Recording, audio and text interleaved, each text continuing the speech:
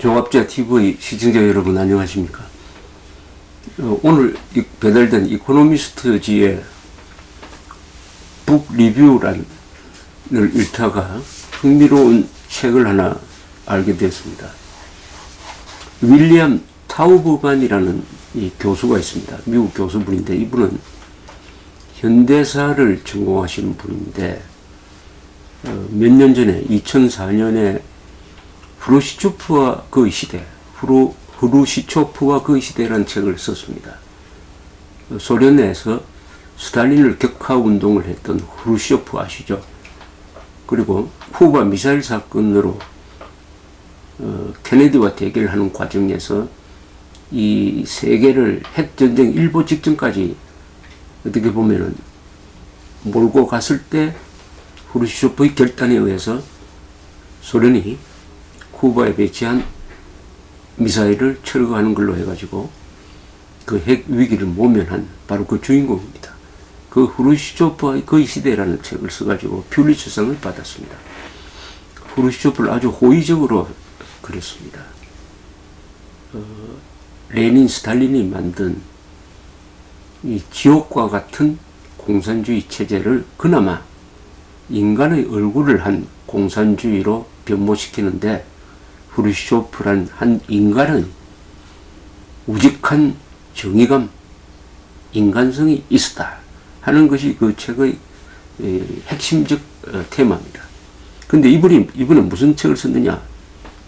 고르바초프, 그의 삶과 시대라는 책을 썼습니다. 그의 삶과 시대. 이 서평을 읽어보니까 제가 고르바초프 회고록, 자기가 쓴 것입니다. 회고록을 읽은 것과 맥락이 같아서 아주 반가웠습니다. 이 타우버만 교수는 고르바초프를 뭐라고 평하느냐? 착한 사람이었다. 굿맨이었다라고 이야기합니다. 고르바초프가 공산주의를 무너지게 만든 사람으로 알려져 있습니다. 그러나 그 사람이 그걸 목표로 한 건 아닙니다. 개혁을 하려다가 체제가 무너져 버린 거죠. 그러나 무너질 때 폭력으로 막으려고 하지 않았습니다. 곱게 무너진 거죠, 말하자면. 곱게 망한 거죠. 그렇게 해서 인류 전체를 행복하게 만든 겁니다. 소련 사람뿐만 아니라 동구권 사람, 북한만 빼고. 그런데 그렇게 공산주의가 피로 일어선 공산제국이 총 한 방 안 쏘고 무너지게 만들었다고 하면 이게 조금 정확한 표현 아닙니다만은 무너지는 것을 내버려 두었다고 할까요? 무너지는 것을 의도하지는 않았지만은 유도한 이 고르바초프는 무엇보다도 착한 사람이었다. 그 순간에 착한 사람이 있었다는 것, 이게 인류의 행복이고 행운이었다. 이렇게 쓰고 있었습니다. 아주 감동적인 코멘트였습니다. 제가 이 타우브만 책을 사서 읽어보면 더 실감 나겠지만은 이 고르바초프의 회고록을 읽고 느낀 소감하고 똑같습니다. 그래서 저는 고르바초프를 인류가 감사해야 할 사람이라고 이렇게 생각을 하고 합니다. 만약 다른 사람이 1985년에 소련 공산당 서기장이 되었다면 그 뒤에 세계 역사 달라졌을 것입니다. 또 우리 한반도 역사도 달라졌을 것입니다. 이 고르바초프는 1985년에 서기장이 되자마자 페레스트로이카라는 이름으로 공산당의 개혁을 시도합니다. 그리고 그라스노트라는 이름으로 개방정책을 취합니다. 말하자면은 공산주의를 진짜 공산주의로 만들겠다는 생각이 있었습니다. 이 독재적 공산주의자가 아니라 토론도 좀 하고 선거도 하고 하는 공산주의를 만들겠다. 그리고 무엇보다도 고르바초프가 집권하면서 가장 먼저 신경 쓴 것은 공산당의 영구 집권이 아니었습니다. 이 소련 사람들을 생활 수준을 향상시키겠다. 이것을 최우선 목표로 삼았습니다. 그러니까 공산체제가 무너진 겁니다. 북한식으로 정권 안보, 지배층의 안전을 목표로 했으면 아마 아직까지 소련 무너지지 않았을 겁니다. 어떻게 하면 우리는 이렇게 살 수는 없다. 고르바초프 회고록을 보면 그런 이야기가 자주 나옵니다. 우리가 이렇게 살 수는 없다. 사람이 이렇게 살 수는 없다. 하는 문제의식을 가지고 개혁을 하다가 공산주의 체제가 이미 스스로의 개혁에 의해서 갱신될 수준을 넘어가니까 무너져 버렸습니다. 그 무너질 때 무력을 동원해서 그 역사의 대세를 거스르려고 하지 않았다. 그래서 정치적으로 실패했습니다. 고르바초프는 91년에 실패한 쿠데타를 만나기도 하고, 그 다음에 옐친한테 모욕을 당하고 공개적으로, 그리고 드디어 그해 12월에는 공산 체제의 심장인 모스크바에서 소련 깃발이 내려가고 러시아, 우크라이나 뭐 이런 식으로 다 독립을 해버리고 소련이 해체돼 버립니다. 그때 91년 12월 고르바초프는 옐친과 담판을 한 다음에 옆방으로 가가지고 소파에 누워가지고 펑펑 울었다고 되어 있습니다. 이 타우브만에 쓴 전기를 보면은, 그래서 야코블레프라는 사람이 옆에 와가지고 달랬다고 합니다. 역사가 이 사람한테 너무 가혹하다 하는 코멘트를 이 타우브만 교수가 했습니다. 저는 고르바초프 이 전기를 읽으면서 이런 걸 한번 찾아보려고 했습니다. 어떻게 지옥 속에서 이렇게 좋은 인간성이 망가지지 않고 계속 유지될 수 있었느냐. 그걸 읽어보면서 제가 느낀 게 있습니다. 아, 단란한 가족입니다. 모든 위인들이 뭐 그렇지만 이 단란한 가족, 특히 좋은 부모님, 그 중에서도 어머니, 세바스토폴이라는 데서 태어난 사람인데 농민 출신이었습니다. 회로록에는 하여튼 부모, 할머니, 할아버지에 대한 추억과 찬사가 가득합니다. 그 고르바초프의 아버지는 소련, 독일, 독소 전쟁에 나갔다가 전사했다는 통지를 받았습니다.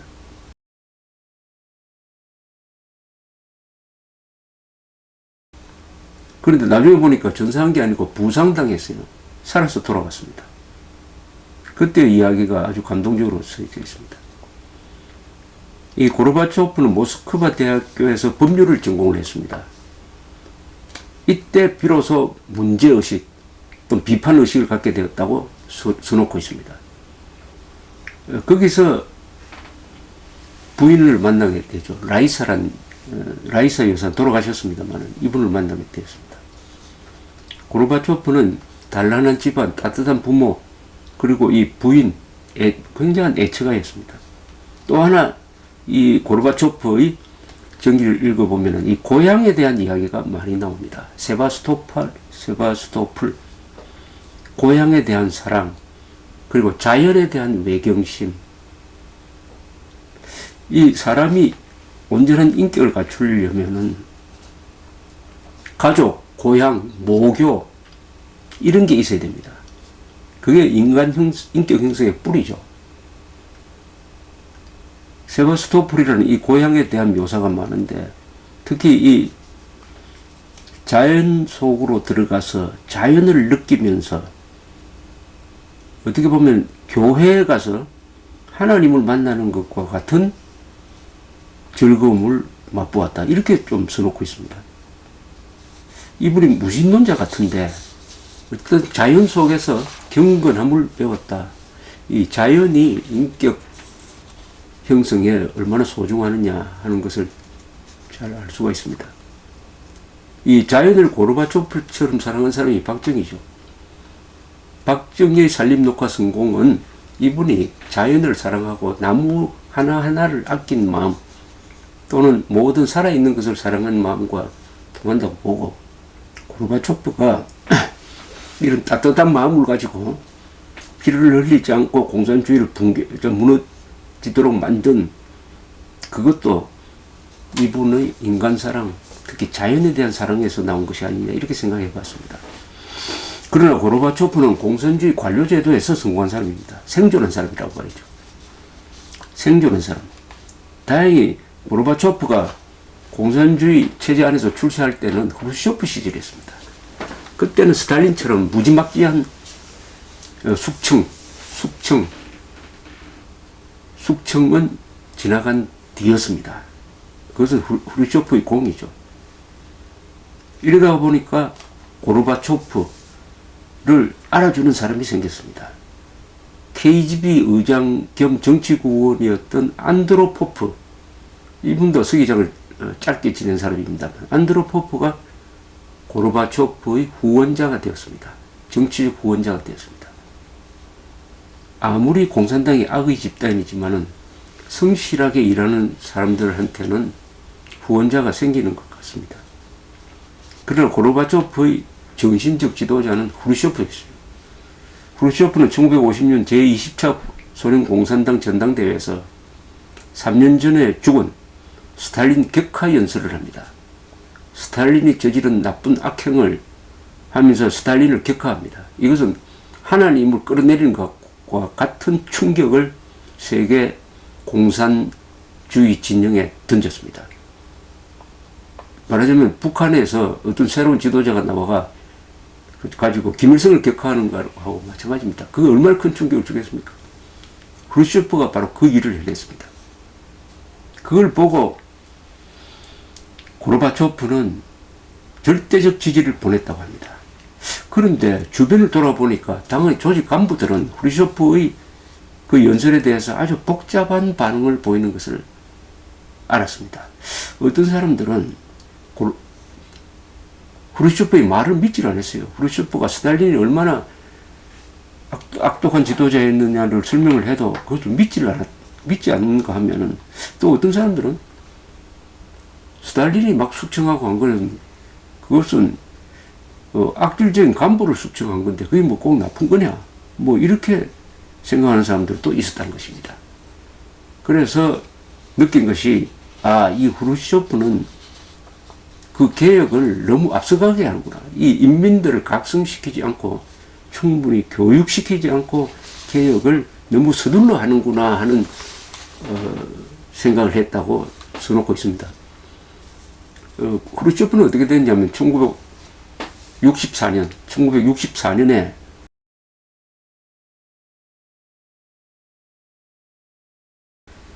정치국 회의에서, 일종의 궁정 쿠데타죠. 정치국 회의에서 표결에 의해서 서기장에서 해임되고 밀려납니다. 그 이유는 여러 가지가 있습니다. 쿠바 미사일 사건 때 무모한 모험을 했다가 미국한테 당했지 않느냐, 또는 후르시초프가 여러 가지로 적극적인 행동을 하기도 하고 상대방을 좀 공개적으로 모욕 주기도 한, 이런 게 다 합쳐져 가지고 후르시초프를 몰아내 버렸습니다. 개혁에 대한 반발이었습니다. 그래서 등장한 사람이 브레즈네프입니다. 브레즈네프는 그 뒤 18년 동안 집권을 하면서 개혁을 거부를 했습니다. 브레즈네프도 18년 집권하고 박정희도 18년 집권했는데 그 사람들은 한 일은 완전히 거꾸로입니다. 박정희는 개혁을 했고 브레즈네프는 과거의 기득권층으로 돌아가가지고 어떻게 하든지 공산체제, 공산당 간부들이 안전하게 자기들끼리 잘 먹고 잘 사느냐 하는 거기에만 신경을 쓰면서 권력 유지에만 총력을 다 하다가 결국은 소련 공산체제가 무너지는 원인을 다 만들었습니다. 브레즈네프 시절에. 그 뒤에 이제 체르넨코, 안드로포프를 거쳐서 1985년에 고르바초프한테 찬스가 온 것이죠. 그래서 이분이 개혁을 하다가, 개혁을 하는 과정에서